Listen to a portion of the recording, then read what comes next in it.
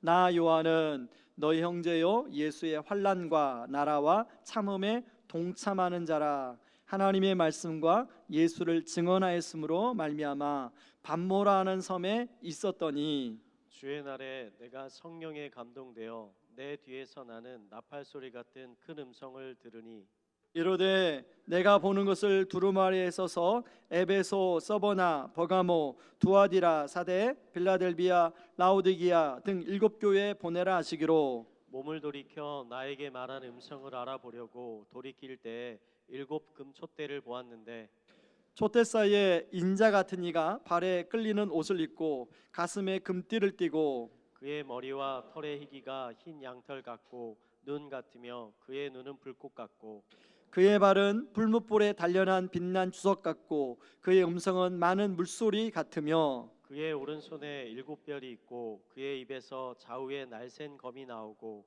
그 얼굴은 해가 힘있게 비치는 것 같더라. 내가 볼 때에 그의 발 앞에 엎드러져 죽은 자 같이 되매 그가 오른손을 내게 얹고 이르시되 두려워하지 말라 나는 처음이요 마지막이니 곧 살아있는 자라 내가 전에 죽었었노라 볼지어다 이제 세세토록 살아있어 사망과 음부의 열쇠를 가졌노니 그러므로 내가 본 것과 지금 있는 일과 장차 될 일을 기록하라.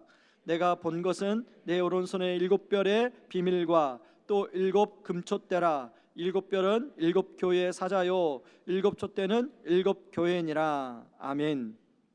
앞으로 몇 주간은 매일 성경 본문을 따라 요한계시록 말씀을 전하려고 합니다. 여러분 요한계시록 하면은 딱 떠오르는 단어가 어떤 단어가 떠오릅니까? 제가 순장반에서 이 질문을 했더니 심판이요 라고 하는 얘기를 들었습니다. 여러분 요한계시록 하면 다가올 미래에 대한 심판에 대한 이야기다라는 생각을 우리 하게 되죠. 근데 심판하면 사실은 어떤 기대보다는 두려움과 무서움이 훨씬 많이 들게 됩니다. 그리고 또 요한계시록 하게 되면 떠오르는 단어가 어렵다는 것입니다. 여러분 요한계시록은 여러 가지 상징적인 단어들이 많이 적혀 있어서 어렵게 느껴질 수가 있습니다. 여러분 요한계시록을 묵시문학이라고 하는데요, 그 당시에는 핍박이 심했기 때문에 있는 그대로 표현하게 되면 사람들이 그 자리에서 잡혀가는 시기였습니다. 그래서 그 당시에 서로 사람들끼리 암호를 만들었는데요. 여러분 배너 같은데 영화 보면은 그 그리스도인들끼리 물고기 모양의 상징을 가지고 서로 확인하는 것을 우리가 알 수가 있습니다. 마찬가지로 요한계시록은 그런 상징들을 참 많이 담고 있는데 워낙 시대가 오래 흐르다 보니까 그 상징의 의미가 우리가 이해하기는 조금 어렵게 느껴질 수가 있는 것입니다. 그러다 보니 요한계시록이 이 설교 시간에 잘 말씀이 선포가 안 되었습니다. 여러분 오히려 이단들이 요한계시록을 가지고 우리를 혼미케 하고 성도들을 혼란스럽게 해서 이렇게 이상한데 빠뜨리고 하는데 요한계시록을 사용했는데요, 실제로 유튜브나 뭐 블로그 이런 데 보면은 이단들이 올려놓은 자료들이 꽤 많습니다. 그래서 여러분들이 혹시나 그런 걸 볼 때는 잘 분별해서 봐야 됩니다. 물론 좋은 자료도 있습니다. 잘 분별해서 봐야 됩니다. 여러분 한 가지 확실한 것은 요한계시록은 미래에 다가올 심판에 대한 메시지를 통해서 우리를 두렵게 하려고 쓴 게 아니라는 것입니다. 그런가 하면 수수께끼와 같은 상징들을 써서 어렵게 해서 우리를 혼란에 빠뜨리려고 기록한 게 아니라는 것입니다. 여러분 요한계시록의 말씀에 기록하신 목적은 오늘 3절에 나오고 있습니다. 여러분 우리 가지고 있는 성경 3절을 같이 한번 읽어봅니다. 같이 읽습니다. 이 예언의 말씀을 읽는 자와 듣는 자와 그 가운데 기록한 것을 지키는 자는 복이 있나니 때가 가까움이라. 다시 말로 이 복은 무슨 복이냐? 그 당시에 로마 황제의 핍박 가운데 요한계시록을 통해서 성도들이 정말로 위로받고 또 소망 가운데 믿음을 붙들고 살아가는 복을 누리도록 요한계시록이 기록되었다는 것입니다. 여러분 요한계시록을 잘 이해하려면 그 당시의 성도들의 상황을 좀 우리가 살펴볼 필요가 있는데요, 여러분 요한계시록은 AD 95년에 기록된 성경입니다. AD 95년에 로마는 도미티안 황제라는 황제가 통치하고 있었는데요, 이 도미티안 황제는 30살에 황제가 되었습니다. 너무 젊은 날에 황제가 되다 보니까 불안했어요. 권력을 빼앗길까 봐. 그래서 자기의 권력을 지키기 위해서 사람들을 압제하고 또 통치하고 무력으로 통치했는데 도가 지나쳐서 자기를 신으로 섬기도록 로마 그리고 소아시아 지역 곳곳에 자기의 흉상을 세워놓고 그 흉상에 절하도록, 절하지 않으면 감옥에 가두고 또 고문을 하고 그런 일들을 벌였습니다. 여러분, 네로가 이 굉장히 기독교인들을 많이 핍박한 황제로 우리가 알고 있는데요, 이 네로보다 도미티안은 더 많은 핍박을 했다고 알려지고 있는데, 네로는 로마 도시만 핍박을 했는데 이 도미티안 황제는 소아시아 지역 자체의 모든 지역에 있는 사람들을, 예수 믿는 사람들을 핍박한 황제입니다.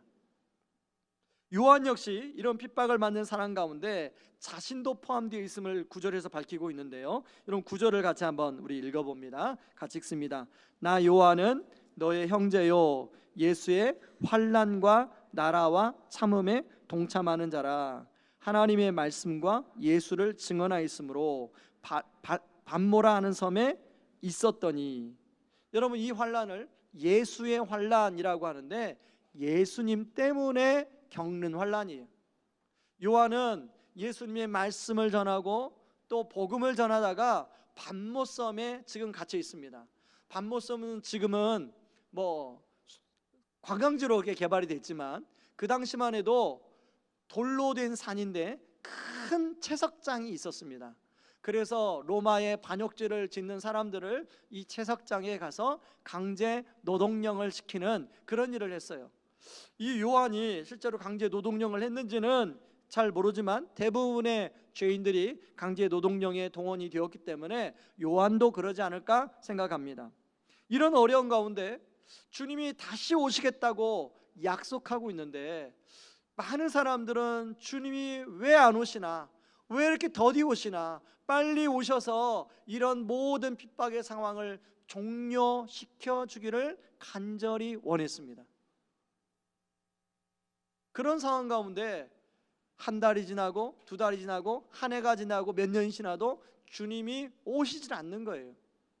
그래서 나름대로 믿음을 지키다가 어떤 사람은 배교하기 시작했고요, 또 믿음을 떠나는 사람이 생겼고요, 그 가운데 갈등하는 사람들이 생겼습니다.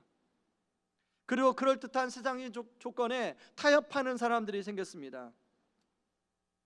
여러분, 극단 광야의 그 분들이 10월 셋째 주에 우리 교회 오셔서 조그만 공연을 보여주셨는데요, 이분들이 한 공연 중에 요한계시록이라는 뮤지컬이 있습니다. 그 요한계시록 뮤지컬을 제가 보는 가운데 그 초대교회 지도자인 폴리캅이 순교당하는 장면이 나와요. 폴리캅이 화형을 당하는데 굉장히 의연하게 화형을 당합니다.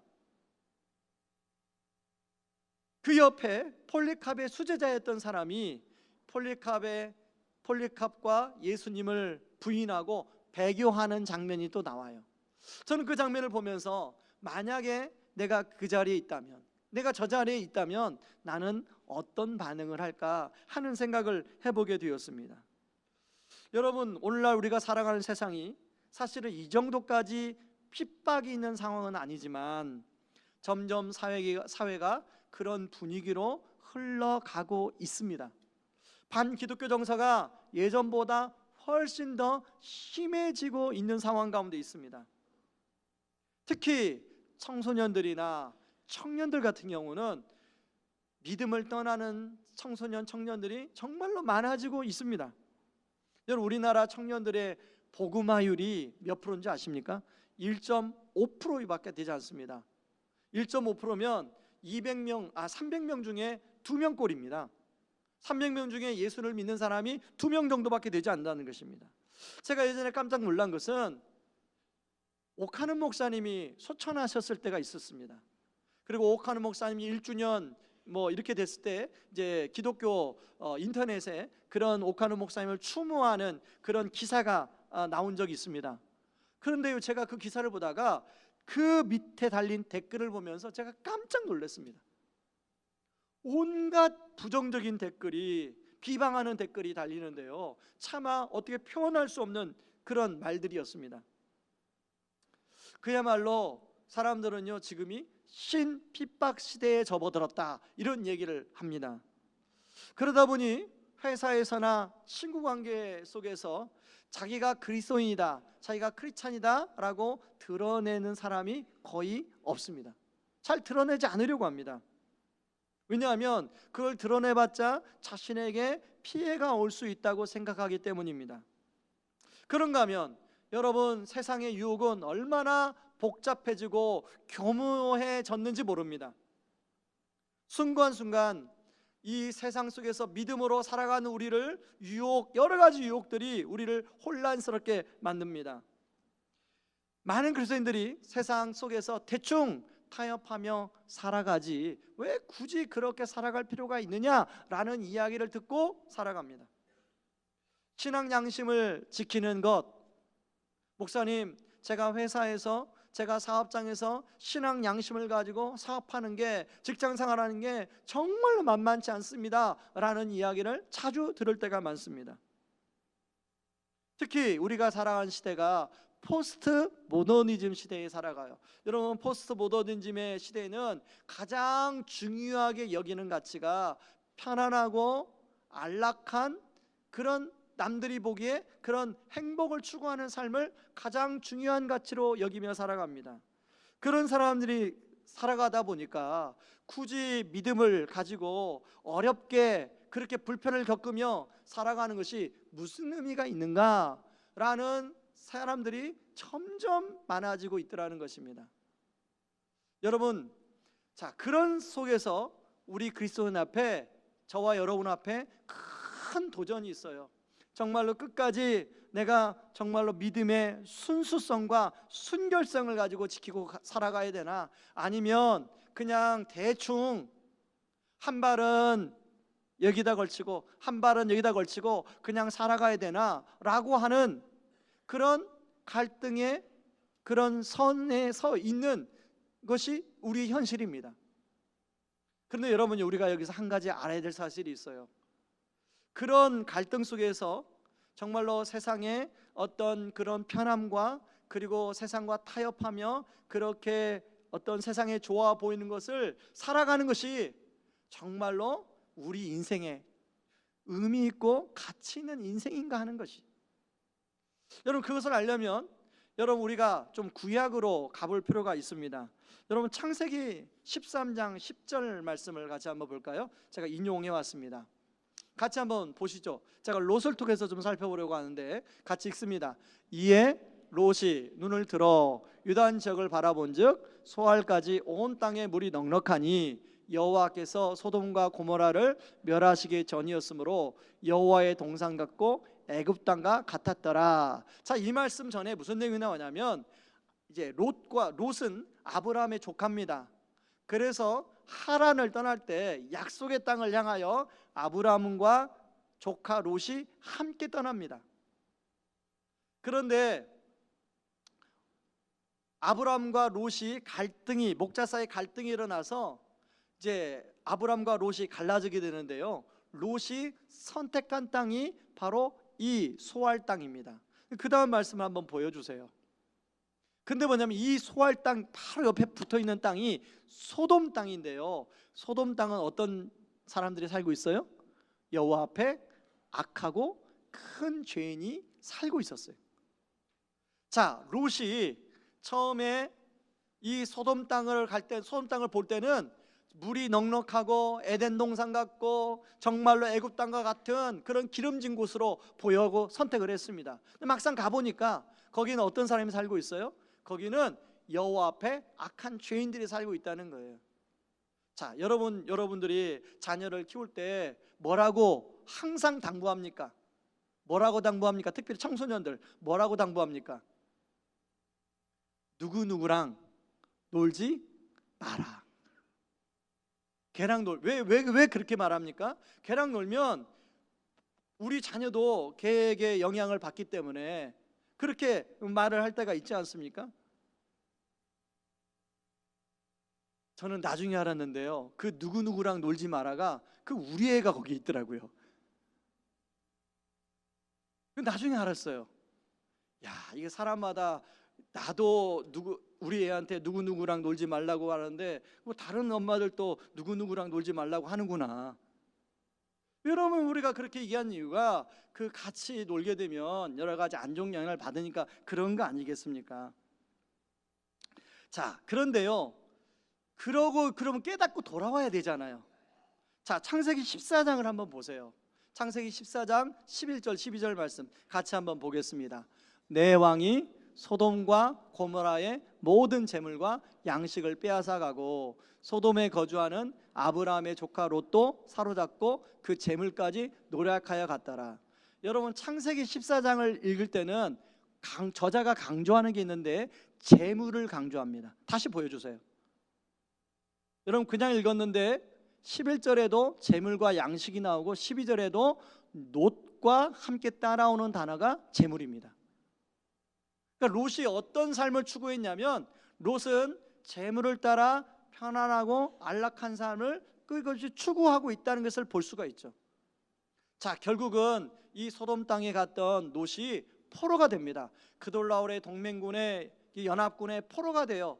그래서 자기가 그렇게 애지중지 여겼던 모든 재물, 모든 재산 다 빼앗겨 버립니다. 심지어는 목숨까지 위협당하는 상황에 있어요. 그래서 그 가운데 아브라함이 가서 구해주는 내용이 창세기 14장이에요. 자, 그러면 여러분, 자, 그 정도 상황이면 여러분이 말한 롯이라면, 자, 깨달을 수 있어요, 없어요? 아, 내가 한 선택이 이게 좀 하나님이 기뻐하지 않는 선택이구나. 자꾸 인생이 뭔가 이게 꼬이는구나.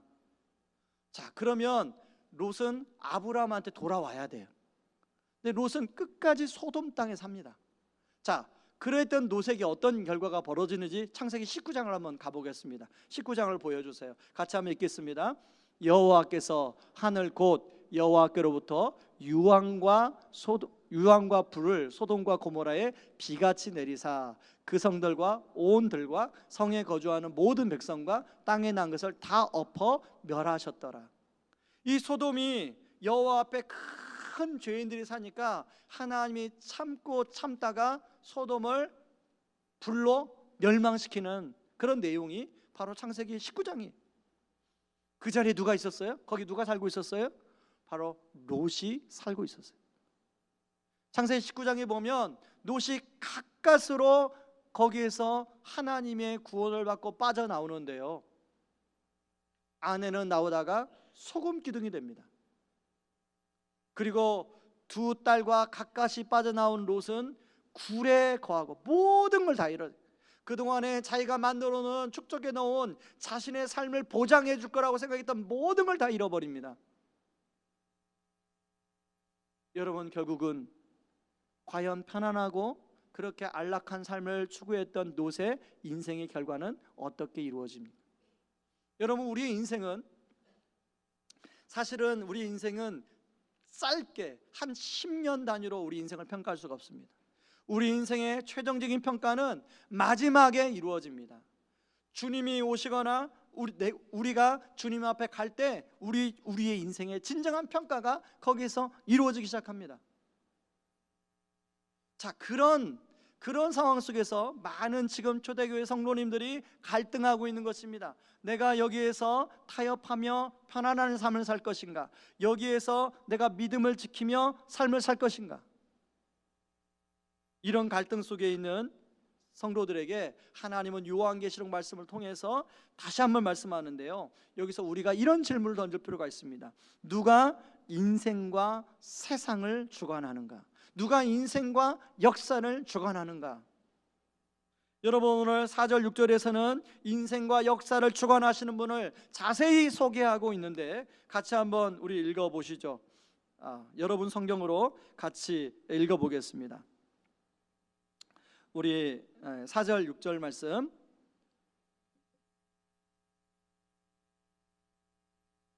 저도 성경을 펴고요, 여러분들도 성경을 펴서 우리 4절 6절 자 같이 읽어봅니다.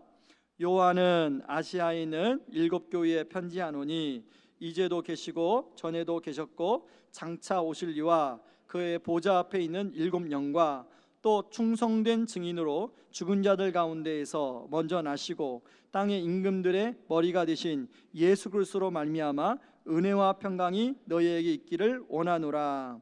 우리를 사랑하사 그의 피로 우리 죄에서 우리를 해방하시고 그의 아버지 하나님을 위하여 우리를 나라와 제사장으로 삼으신 그에게 영광과 능력이 세세토록 있기를 원하노라. 아멘.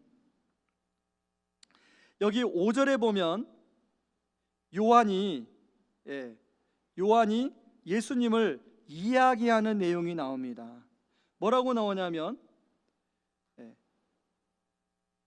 4절에 보면 예수님을 성부, 성자, 성령 삼위 하나님을 표현하는 내용이 나오는데요, 이제도 계시고 전에도 계셨고 장차 오실이라고 이야기하고 있습니다. 자, 지금 요한계시록 다시 저를 보세요. 요한계시록 성도님들, 요한계시록을 지금 받고 있는 성도님들의 상황은 전에 계셨던 주님이 지금 함께하지 않는다고 생각한 거예요. 그런 핍박 속에서 더 이상 주님은 함께하지 않는구나 생각한 거예요. 그런데 뭐라고 해요? 전에도 계셨고 지금도 계시고 장차 오실 주님이라고 이야기하고 있습니다. 뿐만 아니라요, 4절에 보면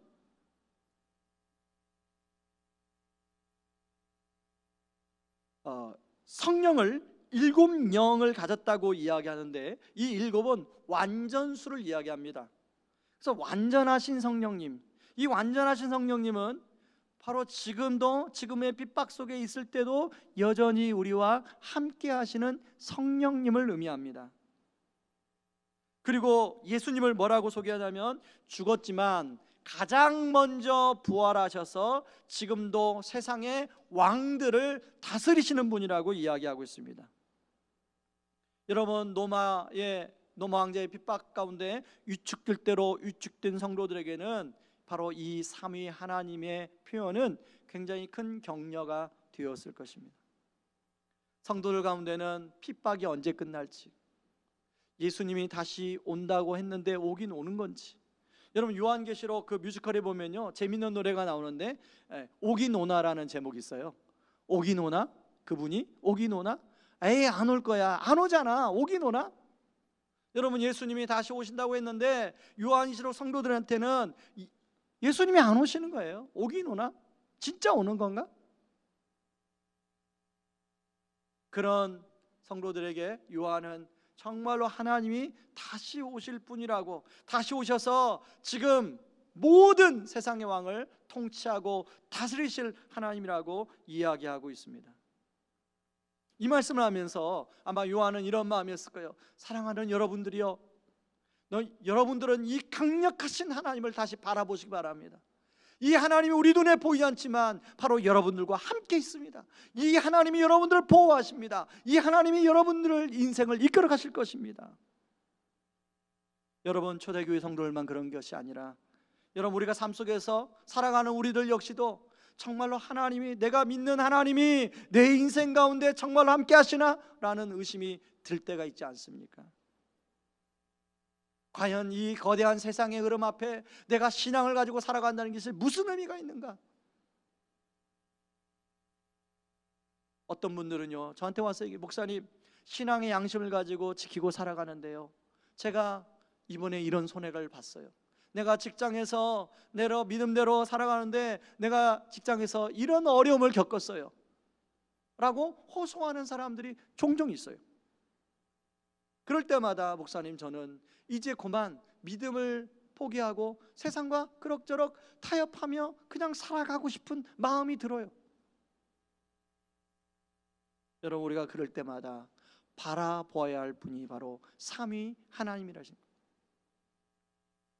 그 하나님은요, 우리를 사랑하며 보호하시는 하나님이신데, 바로 아까 6절에 보면, 6절 마지막에 보면 이렇게 나옵니다. 우리를 사랑하사 그의 피로 우리 죄에서 우리를 해방하시고. 그 사랑의 하나님이 오늘 요한에게 나타나서 7교회 교회에 편지를 보내라고 하고 있습니다. 근데 요한은 음성만 들은 것이 아니라 바로 예수님을 직접 봅니다. 근데 예수님을 봤는데 어떤 분이냐면 7금촛대 사이를 다니며 오른손에 7뼈를 붙들고 있는 분을 보게 됩니다. 이 7금촛대는요 교회를 의미합니다. 그리고 7뼈는 교회의 지도자들과 성도들을 의미합니다. 이 말은 뭐냐면 여전히 핍박 속에 있는 교회와 성도들을 방치하고 있는 것이 아니라 주님이 붙들고 있다는 것입니다. 특별히 13절부터 16절까지는 예수님의 모습을 자세히 기록하고 있는데 13절부터 16절을 같이 한번 우리 읽어보겠습니다. 같이 읽습니다. 촛대 사이에 인자 같은 이가 발에 끌리는 옷을 입고 가슴에 금띠를 띠고 그의 머리와 털의 희기가 흰 양털 같고 눈 같으며 그의 눈은 불꽃 같고 그의 발은 풀무불에 단련한 빛난 주석 같고 그의 음성은 많은 물소리와 같으며 그의 오른손에 7뼈이 있고 그의 입에서 좌우에 날선검이 나오고 그 얼굴은 해가 힘있게 비치는 것 같더라. 사실 이 예수님의 모습을 안 보여줄 수 있어요, 요한에게. 그런데 요한과 그 당시의 성도들이 너무나 심한 핍박 가운데 있었기 때문에 이런 예수님이 자신을 보여주심으로 말미암아 요한을 위로하고 있는 것입니다. 특히 18절의 말씀을 눈여겨볼 필요가 있는데요, 18절을 같이 한번 읽어봅니다. 곧 살아있는 자라 내가 전에 죽었었노라. 볼지어다 이제 세세토록 살아있어 사망과 음부와 열쇠를 가졌노니. 여러분, 핍박받는 성도들이 가장 두려워하는 게 무엇입니까? 바로 죽음입니다. 죽음이에요. 그런데 여러분, 우리 모두가 이 세상의 마지막은 죽음으로 마칩니다. 그러면 인생의 문이 닫혀요. 그렇게 생각합니다. 그런데 오늘 성경에 보니까 사망과 음부의 열쇠를 가지신 분이 있다는 거예요. 그분이 예수님이라는 거예요.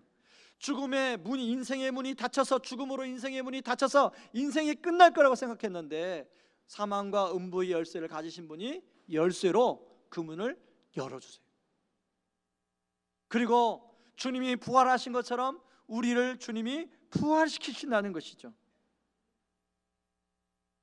여러분, 눈에 보이는 교황은 죽음으로 위협하고 핍박하지만 예수님은 그 죽음에 전혀 영향을 받지 않고, 바로 예수를 믿는 성도들도 그 예수님이, 그 열쇠를 가진 예수님이 우리와 함께 하시기 때문에 영향을 받지 않는다는 것입니다. 저는 드라마를 자주 보지는 않지만 모든 드라마가 거의 비슷한 양상의 맥락을 지니는 것 같습니다.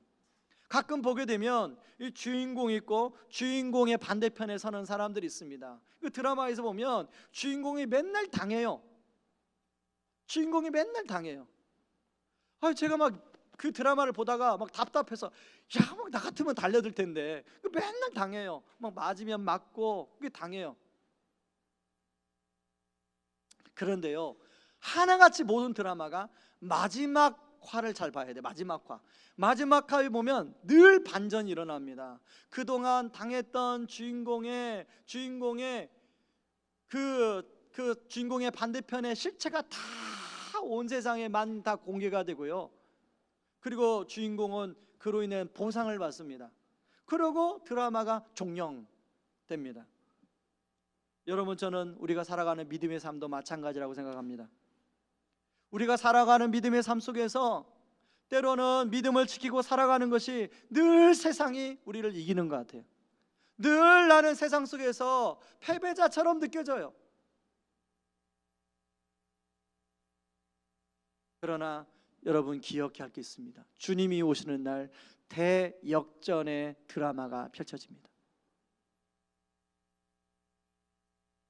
여러분, 우리 주님은 우리처럼 참 연약한 우리를 오늘 5절과 6절에 보면 이렇게 말합니다. 6절에 보면 우리를 나라와 제사장으로 삼으셨다. 사실은 여러분, 이 세상의 거대한 흐름 앞에 하나님이 너를 제사장으로 삼았다, 너를 하나님 나라의 일꾼으로 삼았다는 것이 때로는 아무런 의미 없이 다가올 때가 있어요. 그리고 너무 초라하게 느껴질 때가 있어요. 그러나 여러분, 우리가 알아야 할 것은, 여러분, 복음본색 13장에 보면은 하나님이 모세를 콜링할 때 모세가 계속 하나님, 나는 말 주변이 없어요. 나는 그 모세 앞에 가서 할 말이 없어요. 나 말할 줄 몰라요. 그랬을 때 하나님은 모세에게 능력으로 함께 해주십니다. 그랬을 때 어떤 일이 벌어지냐면, 모세의 지팡이가 하나님이 함께 하지 않을 때는 그냥 나무 지팡이였어요. 그러나 하나님이 함께 하시자 모세의 지팡이는 하나님의 지팡이가 됩니다. 여러분, 그 책에서는 그렇게 얘기합니다. 오히려 우리가 부족하다고 느끼고 오히려 우리가 연약하다고 느끼는 것이 정상입니다. 그렇게 느낄수록 바로 우리와 함께하는 그 주님을 의지할 때 우리 손에 하나님의 지팡이가 들려지게 될 것입니다. 여러분, 요한계시록이란 뮤지컬에서 여주인공 에클레시아가 핍박 가운데서도 믿음을 잘 지킵니다. 그러다가요, 두아디아라는 지역에 옵니다. 여러분, 이 두아디아라는 사도행전에 보면 자주장사 누디아가 두아디아 출신입니다. 이게 무슨 말이냐면, 두아디라는 옛날부터 비단 옷이 아주 이렇게 발달이 된 곳이에요. 그래서 아주 의류 문화가 발달이 됐어요. 굉장히 옷들이 화려합니다. 이 에클레시아가 헬라어로 교회인데요, 여자 주인공이에요. 여자 주인공이다 보니까 화려한 옷들을 보고, 화려한 그 두아디라 도시를 보고 유혹을 당합니다. 그리고 두아디라가 처음에는 조금 유혹을 당하다가 점점 마음이 흘리면서 어느 쪽으로 가냐면요, 그 세상의 유혹 가운데 더 깊이 들어갑니다. 그때 이 에클레시아 옆에 항상 파라라는 성령님이 따라다니는데요, 이 파라라는 성령님이 그렇게 물어요. 에클레시아, 더 가면 안 돼. 너 더 가면 안 돼. 너 큰일 나. 그랬더니 이 에클레시아가, 그래, 너 이제 더 이상 필요 없어. 가버려 라고 이야기합니다. 여러분, 성령님은 우리가 그렇게 사모하지 않으면 점점 그 성령의 역할이 우리 안에서 약화됩니다. 에클레시아도 이 성령이 에클레시아에서 가버리라는 말 듣고 점점 거리가 멀어져요. 근데 여러분, 세상의 화려함은 항상 이면에 보면 허무함과 외로움이라는 맹점을 가지고 있습니다. 에클레시아가 그 허무함과 외로움에 몰려들어서 혼자 있을 때 성령님이 찾아갑니다. 파라가 찾아가요. 에클레시아, 아직도 주님을 사랑하니? 주님은 여전히 에클레시아, 당신을 사랑해. 지금이라도 늦지 않았으니까 다시금 주님께로 돌아오지 않겠니?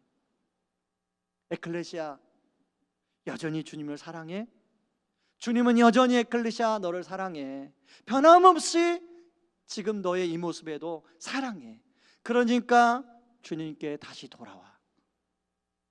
이 에클레시아가 주님께 다시 돌아갑니다. 여러분, 우리 앞에 주어진 도전이 있습니다. 여러분, 우리 앞에 주어진 놋과 에클레시아와 같은 도전이 있어요. 여러분은 이 도전 앞에 어떤 길을 가려고 여러분 서 있으십니까? 하나님은 이런 도전 앞에 우리를 하나님 나라의 제사장으로 부름받았습니다. 그런데요, 이것이 쉽지 않아요. 우리의 힘으로는 감당할 수가 없어요. 그래서 주님을 찾는 자들과 함께 해주신다고 말씀하고 있습니다. 예수님은 못자국난 손으로 여전히 우리의 상한 심령을 만져주십니다. 지친 심령을 만져주십니다. 한 이야기를 하고 말씀을 마무리하려고 합니다. 여러분, 2차 대전 때 한 마을에 아버지와 소년이 걸어가고 있었습니다. 그런데 그 마을은 군대에 자식을 보낸 사람들이 많았기 때문에 자식을 군대에 보낸 사람마다 자기 그 집 앞에 별 하나를 이렇게 그렸다고 합니다. 자식이 건강하게 무사하게 살아 돌아오라는 심령을 가지고 그렇게 그렸는데요, 이 꼬마 아이가 아버지와 손을 잡고 마을을 돌아다니면서 이제 그 별의 개수를 세기 시작합니다. 상당히 많은 가정이 자식을 다 전쟁터로 보냈어요. 그리고 어느덧 밤이 되어 어둑어둑해졌습니다. 이 아이가, 꼬마 아이가 갑자기 하늘을 바라보며 반짝이는 별들이 굉장히 많으니까 그 별들을 보면 아버지한테 그런 얘기를 합니다. 아버지, 저렇게 많은 별들을 보니까 하나님도 아들을 전쟁터에 보내셨나 봐요. 여러분, 우리 하나님은 굳이 당신의 아들을 전쟁터에 보내실 필요가 없는 분이십니다. 그러나 저와 여러분을 위해서 대신 싸워주시기 위해서, 그리고 우리에게 참된 평안을 주시기 위해서 전쟁터로 그 아들 예수 그리스도를 보내주셨습니다. 그리고 그분은 승리하셨습니다. 지금도 우리와 함께 하십니다. 그리고 우리에게 이렇게 말씀합니다. 같이 한번 우리 읽어보겠습니다. 요한복음 16장 33절입니다. 같이 읽습니다. 이것을 너희에게 이르는 것은 너희로 내 안에서 평안을 누리게 하려 함이라. 세상에서는 너희가 환난을 당하나 담대하라. 내가 세상을 이기었노라. 아멘. 여러분, 이 말씀 붙들고 한 주간 여러분 우리가 에클레시아로 살아가는 저와 여러분들 되기를 주님의 이름으로 축원합니다.